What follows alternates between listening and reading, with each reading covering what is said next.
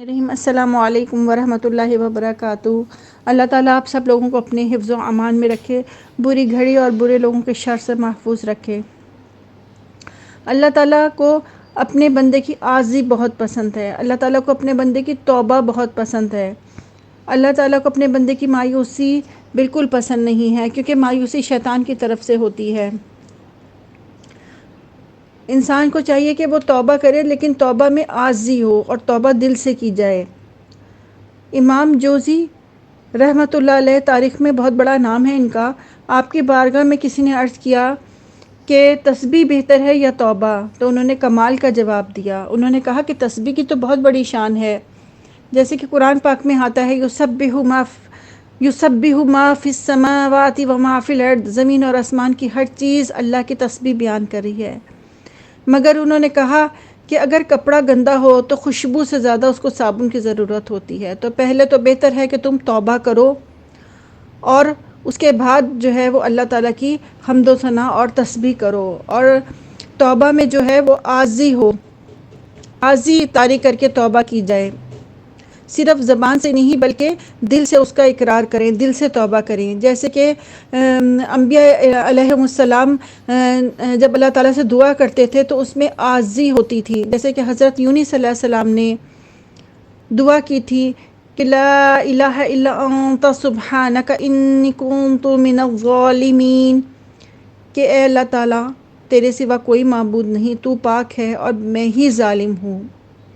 نبی معصوم ہوتے ہیں لیکن پھر بھی ان سے کوئی گناہ سرزد نہیں ہوتے، لیکن پھر بھی ان میں عاجزی دیکھیں آپ۔ اسی طرح حضرت آدم علیہ السلام نے اپنے رب سے دعا کی، بسم اللہ الرحمن الرحیم، انہوں نے کہا ربنا ظلمنا انفسنا وان لم تغفر لنا وترحمنا لنکونن من الخاسرین۔ انہوں نے کہا تھا کہ اے اللہ تعالیٰ، اے میرے رب، ہم نے اپنے آپ پر برا کیا ہے، اگر تو نہ ہمیں بخشے گا اور ہم پر رحم نہ کرے گا تو ہم ضرور نقصان اٹھانے والوں میں ہو جائیں گے۔ یہ تھی انبیاء علیہ السلام کی عاجزی، کہ انہوں نے کتنی عاجزی سے توبہ کی اور اللہ تعالیٰ نے ان کی اس توبہ کو قبول کیا۔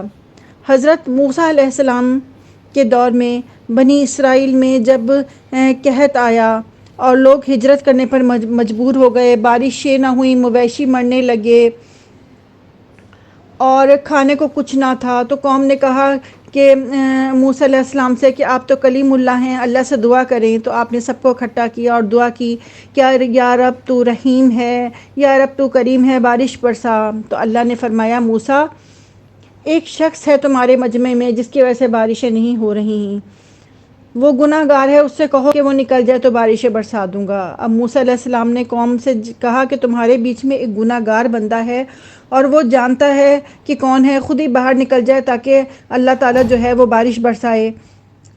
اب وہ شخص جو تھا، جو گناہ گار تھا، وہ سمجھ گیا اور اس نے کہا کہ اللہ مجھ سے ناراض ہے اور میری وجہ سے جانور اور بچے مر رہے ہیں، تو شرمندگی سے اس نے اللہ تعالیٰ سے دعا کی کہ اللہ تعالیٰ مجھے معاف کر دے، کیونکہ لوگوں کے سامنے شرمندہ ہونے کا بھی ڈر تھا کہ لوگ جو ہے وہ جو میری عزت بنی ہوئی ہے لوگوں کے سامنے، وہ عزت خراب ہو جائے گی۔ تو اس نے کہا کہ اللہ تعالیٰ لوگوں کے سامنے مجھے شرمندہ ہونے سے بچا لے۔ اب وہ شخص بارگاہ الہی میں عاجزی کے ساتھ تنہائی میں اپنے دل میں دعا کر رہا ہے، اللہ تعالیٰ، وہ شخص نکلا بھی نہیں اور بارش شروع ہو گئی۔ لوگوں کا اس کو ڈر بھی تھا اور اللہ نے اس کا بھرم رکھا، اور اللہ کو اس کی یہ توبہ اتنی پسند آئی کہ اللہ تعالیٰ نے بارش برسا دی۔ اللہ تعالیٰ ہمیں بھی جو ہے وہ سچی توبہ کی توفیق دے کہ ہم اللہ تعالیٰ سے دعا مانگیں تو ہماری دعاؤں میں، ہماری توبہ میں جو ہے وہ عاجزی ہو اور توبۃ النصوح اللہ تعالیٰ ہمیں عطا فرمائے۔